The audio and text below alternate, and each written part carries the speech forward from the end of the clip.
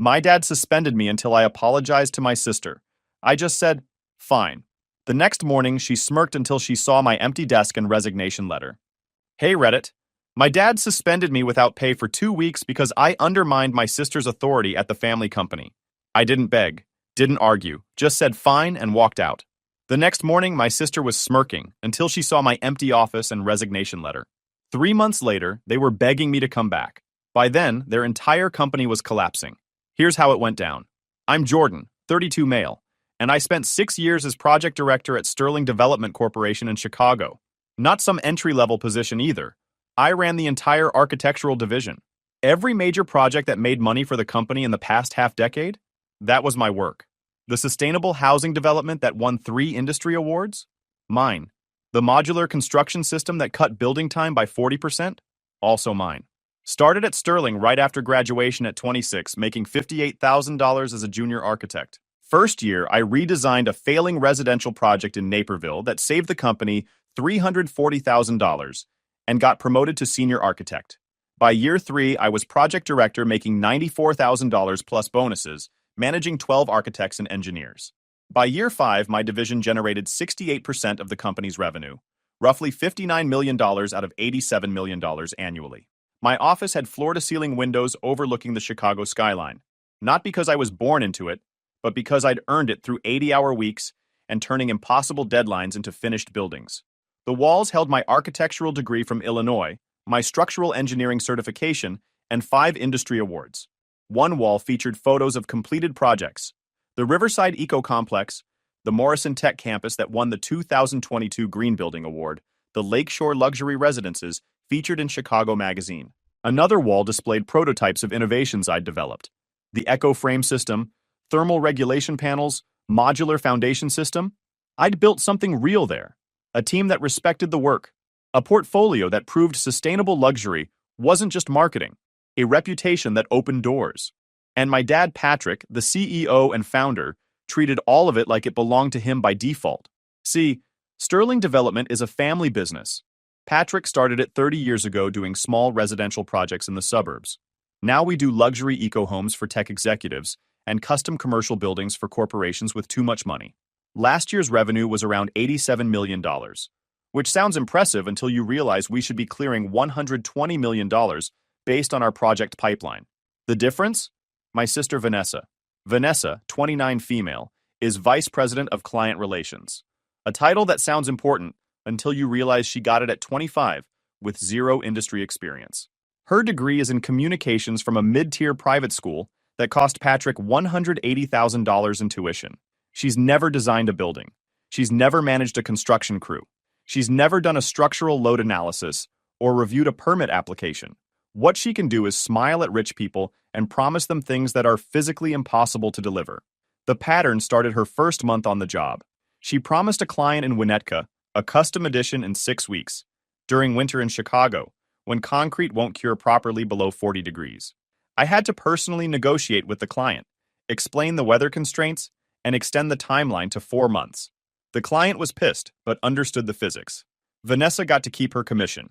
Then there was the Oak Park project where she lowballed the estimate by $340,000 because she forgot to account for the custom Italian marble the client specifically requested.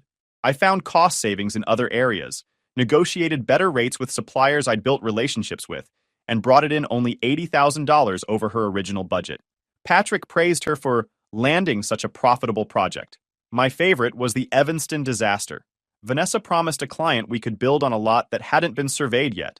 Turns out the property had a protected wetland designation that made construction illegal without extensive mitigation. I spent 3 months working with environmental consultants and city officials to redesign the project for an adjacent lot. The client threatened to sue, but eventually agreed to the changes. Vanessa's response when I brought up the issue? That's why we have you to handle the details. For years, I covered for her. She'd promise a client a custom home in 90 days. I'd work miracles to deliver it in 120. She'd lowball a budget estimate by 30%. I'd find ways to cut costs without compromising quality. She'd forget to file permits. I'd smooth things over with the city inspectors I'd built relationships with over 6 years. The unspoken rule was simple. Vanessa brought in the clients with her sales pitches, designer outfits from Nordstrom, and charming personality. I delivered the actual buildings that didn't collapse or violate building codes. Patrick got to play proud father to both his children while the money rolled in. Vanessa's annual commission checks averaged $280,000. My salary was $94,000 plus a $12,000 annual bonus if projects came in under budget, which they always did because I was good at my job. Patrick loved this arrangement. He'd introduce Vanessa at industry events as the face of Sterling Development's future. Me? I was the technical expert who makes it all possible. Not his son who'd built the company's modern reputation. Just the technical expert. Like I was an appliance that came with the building. The unspoken rule was simple. Vanessa got the credit and the commissions. I got a salary and the satisfaction of knowing the buildings wouldn't collapse. I told myself it was fine. I was learning, building a reputation, waiting for the right moment to start my own firm. The usual lies people tell themselves when they're being exploited by family. Then 3 days ago, Vanessa closed a deal that finally pushed me past my breaking point. The client was some tech executive from Silicon Valley who'd made a fortune in cryptocurrency. Guy wanted a $20 million lakefront mansion that would redefine sustainable luxury and get him into Architectural Digest. Fine. We'd done projects like that before. Vanessa took the meeting without me, which should have been my first warning sign. She came back with a signed contract and a smile that screamed trouble. "Close the deal," she announced, walking into the Monday morning executive meeting like she'd just won the lottery. $20 million project, 12% commission. Clients ready to break ground next month. Patrick beamed at her. "Excellent work, sweetheart. This is exactly the kind of high-profile project we need." I was reviewing the quarterly budget projections, only half paying attention. Then Vanessa slid the contract across the conference table. "Jordan, you'll want to look at the timeline. Client's very excited to move in before winter." I picked up the contract and found the completion date, 90 days from permit approval. My stomach dropped. "This is a mistake," I said, keeping my voice calm. "This has to be a typo." Vanessa's smile didn't waver. "No mistake. I promised him move-in ready by October 15th. That's what it took to close the deal." "Vanessa, this is a custom 8,000 square foot home with advanced environmental systems. The foundation alone takes 4 weeks to cure properly. The custom glass panels have a 12-week lead time. The permits will take at least 8 weeks to process." She waved her hand dismissively. "That's why we have you. You always figure it out." I looked at Patrick, waiting for him to see reason. He was watching me with this expectant expression, like I was about to solve a math problem he already knew the answer to. "Dad, this is physically impossible. Even if we cut corners, which we can't because of building codes, we're looking at a 9-month timeline minimum." "I've heard impossible from you before, Jordan," he said. "And yet somehow the buildings always get finished. Because I work miracles within the laws of physics. This isn't a miracle. This is fraud. If we promise 90 days and deliver in 9 months, the client will sue us for breach of contract." Vanessa leaned back in her chair, examining her nails. "Maybe if you spent less time making excuses and more time managing your team, we wouldn't have this problem." That's when I made my decision. Not emotionally. I was way past emotions at this point. Strategically. I pulled out my laptop and opened the project management software. Spent the next 2 hours building a realistic construction timeline with every task, dependency, and resource allocation spelled out. Added buffer time for weather delays and material delivery issues. Ran the critical path analysis 3 times to make sure it was airtight. The result? 267 days from permit approval to certificate of occupancy. Almost 9 months. I compiled it into a professional report with photos of similar projects, testimonials from contractors about lead times, and citations of Illinois building codes that governed curing times and inspection schedules. Made it impossible to argue with. Then I sent it to the client, copied Vanessa and Patrick. The email was simple. "Dear Mr. Chen, thank you for choosing Sterling Development. After reviewing the project specifications in detail, I want to provide you with a realistic timeline to ensure we deliver the quality and compliance you deserve. Please see the attached construction schedule. I'm happy to discuss any questions." I hit send at 6:47 p.m. on a Tuesday. By 7:15 p.m., Vanessa was screaming outside my office. She didn't knock, just burst through the door while I was reviewing another project's structural calculations. "What the hell did you just do?" she yelled, her face red with fury. "I sent the client an accurate timeline," I replied calmly, not looking up from my computer. "It's called professional integrity. You just torpedoed my deal. He's threatening to pull out of the contract. Then he should pull out, because we can't deliver what you promised, and pretending we can will end with a lawsuit that costs us more than the commission you're chasing." She slammed her hand on my desk. I'm the VP of Client Relations. You don't contact my clients without my approval. And I'm the project director who actually has to build these projects. When you promise something impossible, it becomes my problem. I'm solving the problem. She pulled out her phone, fingers flying across the screen. Within 2 minutes, Patrick called my office line. Jordan, my office, now! I saved my work, closed my laptop, and walked down the hall to the executive suite. Vanessa was already there, sitting in the leather chair across from Patrick's desk, with her arms crossed and this smug expression on her face. Patrick was behind his desk, hands folded, looking at me like I was a teenager who'd just gotten caught shoplifting. Vanessa tells me you went over her head with a client, without authorization. I provided accurate project information to prevent a breach of contract lawsuit. You undermined your sister's authority. I prevented us from committing fraud. His jaw tightened. We don't use that word in this office. Then what word would you prefer? Misrepresentation? False promises? Negligent misstatement? Vanessa jumped in, her voice dripping with fake concern. Jordan, I know you're stressed. You've been working so hard, but you can't just email clients whenever you feel like it.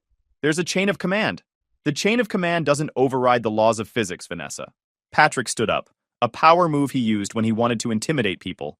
Here's what's going to happen. You're going to call Mr. Chen and apologize. You're going to tell him you were overly cautious and that we can absolutely deliver on the timeline Vanessa promised. I'm not going to lie to a client. Then you're suspended. 2 weeks, without pay. When you come back, you'll apologize to your sister for this insubordination. The room went quiet. Vanessa was trying not to smile. I looked at Patrick, really looked at him, and saw something I'd been avoiding for 6 years. He didn't see me as his son. He saw me as a resource, a machine that produced buildings and solved problems. When the machine questioned its programming, the machine got shut down for maintenance. Fine, I said. Not yes, sir, or I understand, or any of the responses he was expecting. Just one word, fine. The way his face changed told me he heard exactly what I meant. This wasn't submission. It was acceptance. I was accepting that we had fundamentally different values, and that trying to change his mind was a waste of my time. I walked out of his office without another word. My office had been my sanctuary for 6 years. Everything in it represented something I'd built or earned. The degree from Illinois I'd paid for myself. The structural engineering certification I'd studied for while working 60-hour weeks. The awards from the Illinois Architecture Foundation. The photos of my team celebrating finished projects. I'd built a career here, a reputation, a standard of excellence that Sterling Development had never achieved before I joined. And now I was going to dismantle all of it. I closed the door, didn't lock it, didn't need to, and pulled out 3 cardboard boxes from the supply closet. Then I systematically started packing. The degrees came down first. Wrapped them in bubble wrap, not with nostalgia but with the efficiency of someone archiving evidence. The awards went next. Then the project photos. The prototypes of structural systems I'd designed. My assistant Amy knocked and poked her head in. She looked terrified. The rumor mill in a corporate office moves faster than email. Jordan, are you okay? I heard you're taking a leave? Amy, go home for the day. You're still getting paid, but I need you out of the office. But I have that presentation to finish for... It doesn't matter anymore. Just go home. She stood there for a moment, confused, then nodded and left. Smart girl. She'd figure it out soon enough. As I packed, I kept coming back to one item. The prototype of the Sterling Signature Echo Frame. This was the crown jewel. The modular, sustainable load-bearing system that cut construction time by 40% and increased energy efficiency by 50%. It had taken me 2 years to design, test, and perfect. Hundreds of hours of calculations, dozens of failed prototypes, meetings with structural engineers and materials scientists. Patrick loved it because it saved him millions in materials and labor. Vanessa loved it because she could market it as revolutionary green technology. Neither of them knew that I'd filed the patents in my own name. That's the thing about working for a family business. You learn early to protect yourself. My first year at Sterling, I watched Patrick take credit for a senior architect named Douglas Chen's innovative foundation design that reduced settling issues in clay soil. Douglas had spent 8 months perfecting it, testing it on 3 different projects, documenting every modification.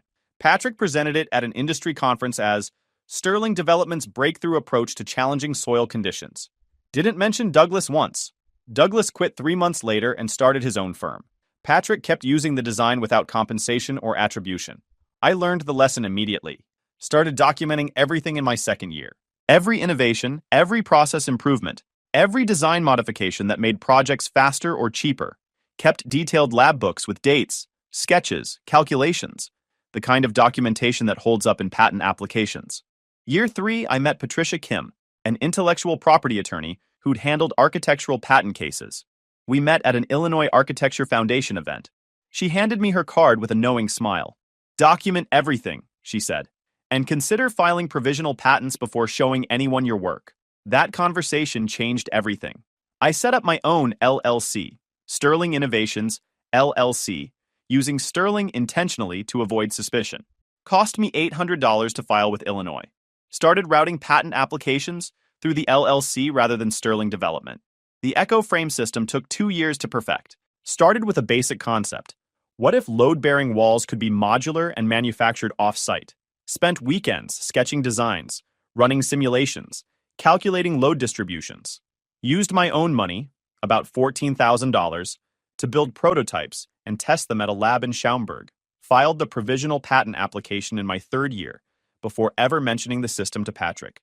Spent another 9 months refining it based on real-world testing. Filed the full utility patent in year 4. By the time Patrick saw the finished system and realized how much money it could make Sterling Development, the intellectual property was already locked down in my name. Same pattern for the thermal regulation panels. 18 months of development, $8,200 in testing costs I paid myself. Patent filed before Patrick knew it existed. The modular foundation system, 11 months of work, $5,400 in materials and testing, patent secured. Over 6 years, I filed 14 patents covering various aspects of sustainable construction, modular building systems, and structural innovations. Total cost, approximately $47,000 in legal fees, testing costs, and development expenses. All paid from my own salary, documented meticulously, completely legal. Sterling Development had been built on my innovations for the past 6 years. Patrick and Vanessa had no idea they were renting them from me, under an implied license that could terminate at any time. I taped up the boxes and stacked them by the door. The office looked sterile now, generic, like I'd never been there at all. That was the point. Patrick wanted to teach me a lesson about hierarchy. He wanted me to sit at home for 2 weeks thinking about my insubordination. He wanted me to come back grateful for my paycheck and willing to apologize. He just handed me the perfect exit strategy. I pulled out my laptop one last time and opened a blank document, typed 2 paragraphs, printed it on company letterhead, signed my name at the bottom. Then I left it in the center of my now empty desk, where Vanessa would see it first thing in the morning. The resignation letter was simple. Effective immediately, I am resigning from my position as project director at Sterling Development Corporation. Please consider this my formal notice. I will not be returning after my suspension period. All active projects currently under my supervision will need to be reassigned. Thank you for the opportunity to contribute to the company's growth over the past 6 years. Best regards, Jordan Sterling. I didn't mention Vanessa. Didn't mention the impossible timeline. Didn't explain my reasons. Professional and clean. The kind of resignation letter that would look perfectly reasonable to any lawyer reviewing it later. I carried the boxes to my car, a 2015 Honda Civic with 143,000 miles that ran perfectly fine, and drove home. My apartment was a modest 1-bedroom in Lakeview.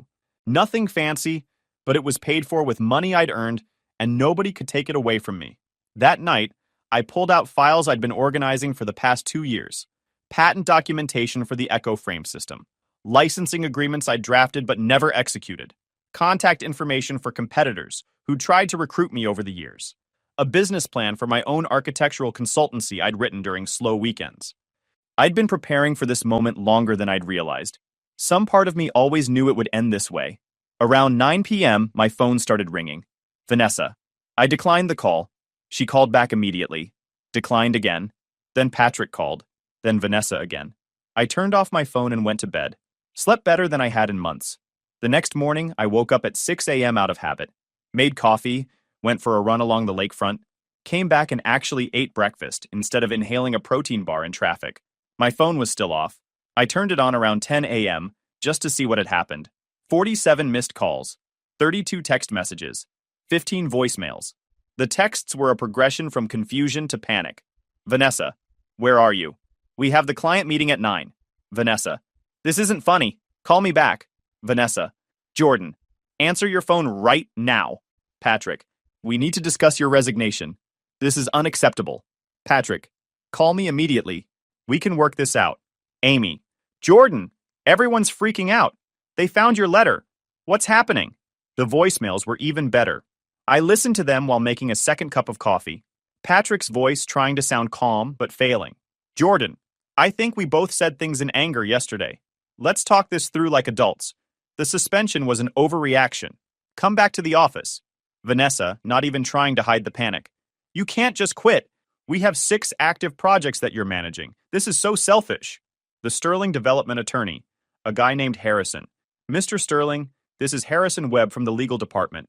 We need to discuss the transition of your ongoing projects and any potential contractual obligations. Please call me at your earliest convenience. I deleted all of them without responding. Instead, I opened my laptop and started making calls. Real calls. To people who actually respected my work. First call went to Nathan Rodriguez, senior partner at Apex Architecture. We'd worked together on a joint project 2 years ago. Sterling Development handled the structural engineering while Apex did the design work. Nathan had been trying to recruit me ever since. Jordan, didn't expect to hear from you. What's up? I left Sterling Development. I'm starting my own consultancy focused on sustainable structural engineering and architectural innovation. Wondering if you'd be interested in contract work for some of your upcoming projects. Long pause. You're serious? You actually left? Walked out yesterday.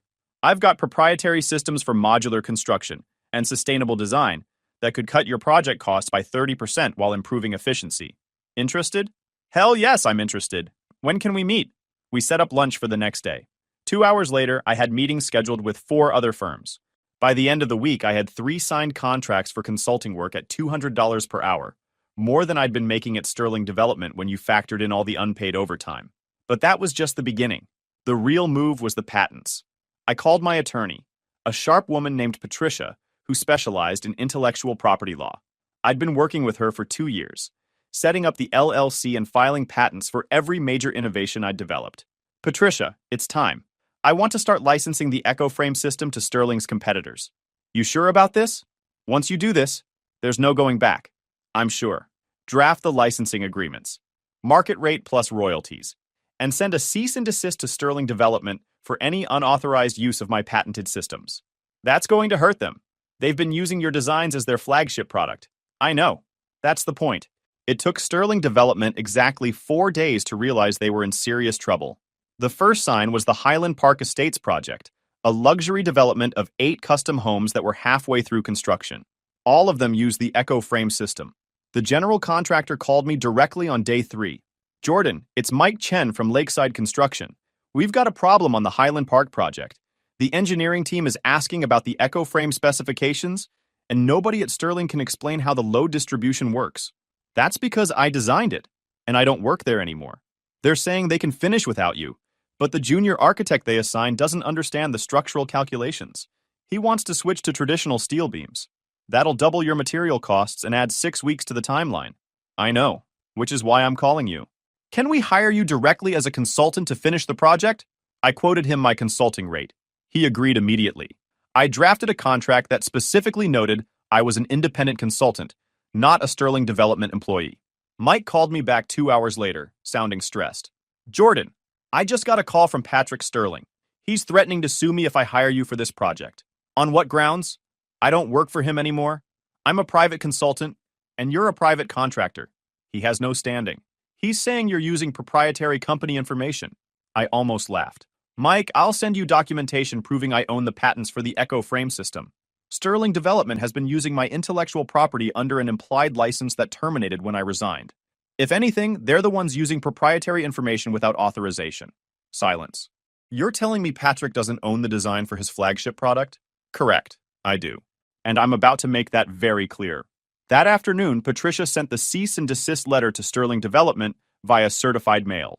The letter was beautifully written, clear, professional, and absolutely devastating.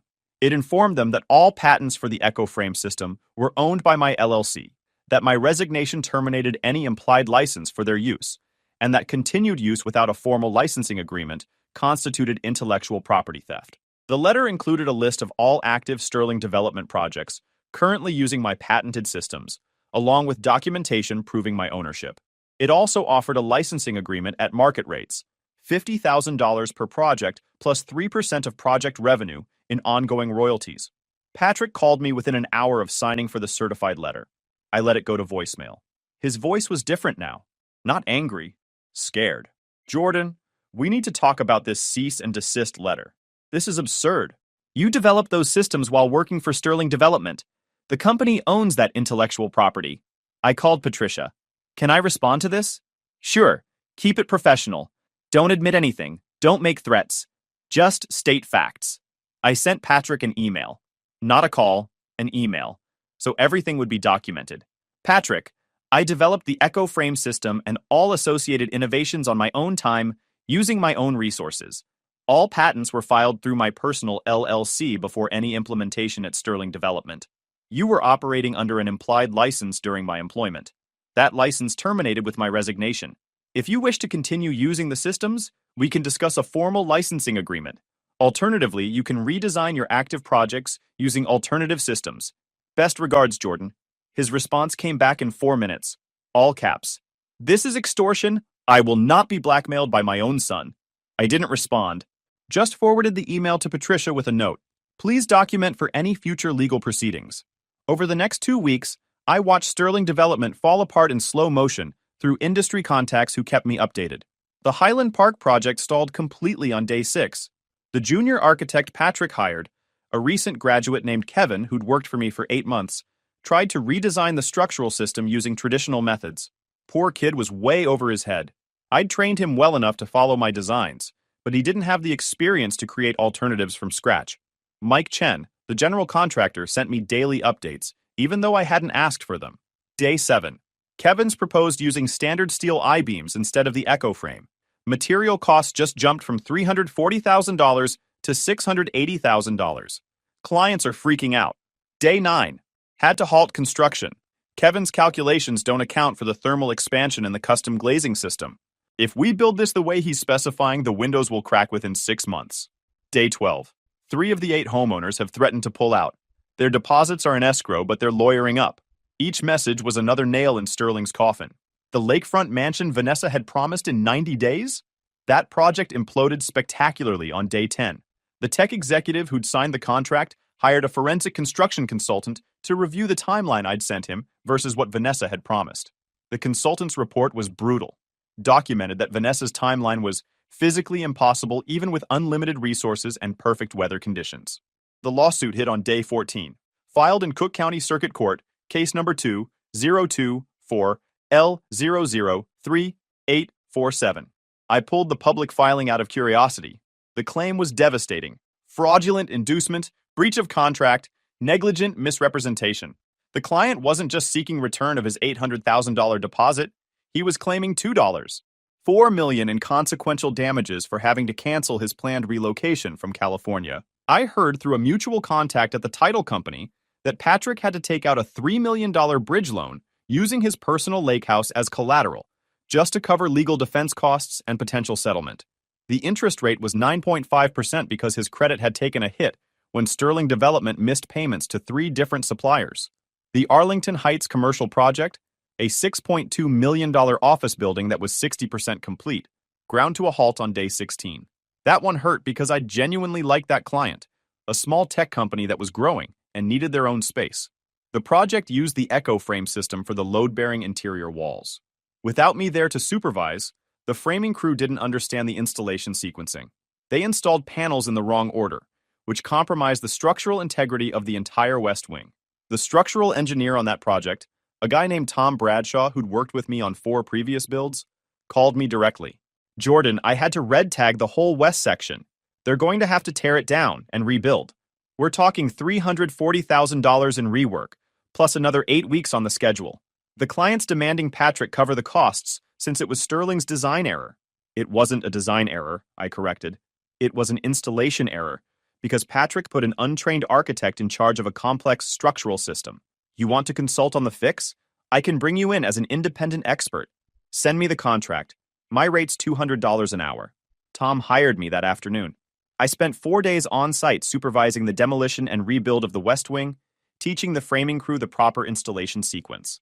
Billed Sterling Development's client directly, $9,600 plus expenses, and the client was happy to pay it because I actually knew what I was doing. Meanwhile, two other projects went completely dark when clients pulled their deposits after hearing about the lawsuit. One was a $4.8 million custom home in Lake Forest. The other was a $3.2 million renovation project in Lincoln Park. Both clients had paid 15% deposits, totaling $1.2 million, that Patrick had already spent on operating expenses rather than putting in escrow like he was supposed to. Those clients lawyered up immediately. More lawsuits filed, more legal bills, more damage to Sterling's reputation. Vanessa tried calling me 6 times in one day, left voicemails that started with fake apologies and ended with thinly veiled threats. Jordan, I know we've had our differences, but this is bigger than us. The company is in trouble. People's jobs are at stake. You need to come back and help fix this. Then, when I didn't respond, fine, be selfish. But when this company goes under, it's on you. Hope you can live with yourself. I deleted every voicemail without listening all the way through. Meanwhile, my consulting business was thriving beyond anything I'd anticipated. The first contract came through Nathan Rodriguez at Apex Architecture on day 3 after I resigned. We met for what was supposed to be a casual lunch at a place in River North. Ended up being a 3-hour business meeting where Nathan laid out 6 projects his firm was struggling with, all of them requiring exactly the kind of sustainable structural solutions I'd been developing for years. Look, I'm going to be straight with you, Nathan said, pushing his plate aside and pulling out a folder full of project specs. We've got a $12 million mixed-use development in Pilsen that's stalled because we can't figure out how to meet the city's new energy efficiency requirements without blowing the budget. Your EcoFrame system would solve it, but Patrick quoted us $280,000 just for the licensing fee, before you even got involved. I looked at the project specs. It was good work. Affordable housing units on the first 3 floors, commercial space on the ground level, rooftop solar installation. Exactly the kind of project that actually served communities instead of just wealthy individuals. I'll consult on the structural design for $200 an hour, and I'll license the EcoFrame system for $35,000 plus 1.5% of the construction cost savings you realize from using it instead of traditional methods. You'll save about $180,000 in materials and 8 weeks on the timeline. Nathan didn't hesitate. Done. When can you start? Signed the contract that afternoon. The project became my proof of concept. Finished it in 6 weeks, came in $220,000 under their original budget projection, and the client was so happy they referred me to 3 other developers. By week 2, I had consulting contracts with 4 different firms. Apex Architecture, $47,000 contract for the Pilsen project Morrison & Associates, $23,000 contract for structural review of a failing office renovation. Greenspace Builders, $31,000 contract for sustainable residential development in Oak Park Urban Core Development, $28,000 for commercial building redesign downtown revenue in just 2 weeks, $129,000, more than I'd made in 6 months at Sterling Development, when you factored in all the unpaid overtime. The word spread fast in Chicago's architectural community. Turns out, a lot of firms had watched Sterling Development's rise with envy, wondering how Patrick was delivering projects so efficiently. Now they knew. It wasn't Patrick or Vanessa, it was the systems I'd developed. And suddenly those systems were available to everyone except Sterling. Week 3, I hired my first employee, Amy, my former assistant from Sterling. She'd quit the day after I left, apparently tired of watching Vanessa treat her like a personal servant. She called me crying, saying Patrick had just yelled at her for 20 minutes because nobody could find the files for the Highland Park project. The files that I'd organized and maintained, and that nobody else knew the system for. Want a job? I asked.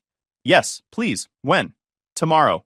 Amy became my office manager at $55,000 per year, 15% more than Patrick had been paying her. Worth every penny because she knew my organizational systems and could hit the ground running. Week 4, I hired 2 junior architects who'd worked under me at Sterling. Both had quit voluntarily after seeing the chaos and realizing the ship was sinking. First was Kevin, the same guy Patrick had promoted to replace me, only to realize he was way over his head. Kevin called me on day 18, sounding desperate. Jordan, I'm drowning here. Patrick's demanding I fix problems I don't even understand. Vanessa's blaming me for everything, and I'm working 90-hour weeks trying to learn systems you spent years developing. I'm done. Come work for me. $68,000 to start, 40-hour weeks, and I'll actually train you properly, instead of just throwing you into the deep end. Second was Rebecca Santos, a talented architect who'd been stuck doing basic drafting work at Sterling, because Vanessa kept taking credit for her design ideas. She'd been looking for an exit for months, but stayed because the market was competitive. The Sterling implosion gave her the push she needed. I want to do meaningful work, she told me during her interview. Not just luxury homes for people who have too much money and not enough taste. I want to design buildings that actually serve communities. That's exactly what we're doing here. When can you start? We set up a small office in West Loop, 1,200 square feet, exposed brick, plenty of natural light, nothing fancy. Rent was $3,400 per month, which I could easily cover with just one consulting contract. Bought used furniture from an office supply liquidation sale. Got a good deal on computers and software licenses. Total startup costs, $18,000. Paid it from my savings without touching any client revenue. Month 1 revenue, $187,000 across 9 different client contracts. After expenses and payroll, $94,000 in profit. I just made more in 1 month than I used to make in a year at Sterling, and I was actually enjoying the work for the first time in years. But the real satisfaction came from watching Patrick's empire crumble. 6 weeks after I resigned, Patrick showed up at my new office. It was a Tuesday morning. I was reviewing structural calculations for a community center project. Low budget, but meaningful work that would actually serve people instead of just inflating some executive's ego. My assistant buzzed me. "Jordan, there's someone here to see you. Says he's your father." I looked at the security camera feed. Patrick was standing in the lobby, looking older. The arrogance that used to hold his spine straight was gone. He looked like a man who'd been carrying something heavy for too long. "Send him in," I said. He walked into my office slowly, taking in the exposed brick walls, the modern lighting, the clean efficiency of a business that was actually solvent. I didn't stand up. Didn't offer him coffee or a chair. Just sat behind my desk with my hands folded on top of a set of blueprints. "Vanessa's out," he said after a long silence. "I fired her this morning. She's moving to Arizona to stay with her aunt." I nodded. "That seems prudent." The tech executive settled. "Cost me $2.8 million. Had to sell the lake house to cover it." I heard. He took a step closer but didn't sit. "We can't finish Highland Park without the Echo Frame license. The contractors are threatening to walk. The bank is calling daily." "Sounds difficult." "I'm here to make you an offer, Jordan." He paused like he was delivering news that should make me jump for joy. "Come back, not as project director, as CEO. I'll step down to chairman. You get full operational control and 51% of the voting stock. The whole company is yours." It was the offer I'd spent my 20s dreaming about. The validation I'd fought for. He was admitting I was the only one capable of running the company, and he was trying to sell me my own inheritance. "What's the catch?" I asked, my voice flat. "You license the IP back to the company. We finish the projects. We rebuild the reputation. It's a sterling legacy, Jordan. It belongs to you." I looked at him and saw something I'd never seen before. Not a titan of industry, not even a father, just a desperate man standing in the ruins of something he'd destroyed, trying to trade ashes for salvation. "No," I said. He blinked. "Excuse me?" "The answer is no. I don't want the job. I don't want the stock. I don't want the legacy. You're being stubborn. I'm offering you everything you ever wanted. I'm admitting you were right. You won. I didn't win, Patrick. I escaped. There's a difference." I stood up and walked to the window. The Chicago skyline stretched out in front of me, full of buildings I'd helped create and buildings I'd design in the future. "You think you're offering me an empire, but you're offering me a toxic waste site. The company is damaged, the brand is compromised, and the culture is rotten. If I came back, I wouldn't be building anything. I'd spend the next decade cleaning up your mess." I turned to face him. "But that's not the real reason I'm saying no." This was the moment, the final cut. "You didn't raise me, Patrick. You managed me. You treated my loyalty like a renewable resource you could exploit for profit. You demanded dedication but offered only conditional employment. I'm your father," he whispered, "and I'm a distinct legal entity. Cutting the bloodline isn't malice. It's self-preservation. It's the only way to save yourself from being consumed by a system that sees you as a resource, not a person." I walked back to my desk and sat down. "If I come back, I accept the premise that my worth is tied to your approval. I accept that I'm a sterling first and a person second. I reject that premise. I'm not saving the sterling name. I'm saving Jordan." He stared at me for a long time. The silence was heavy and final. He realized then that he had no leverage.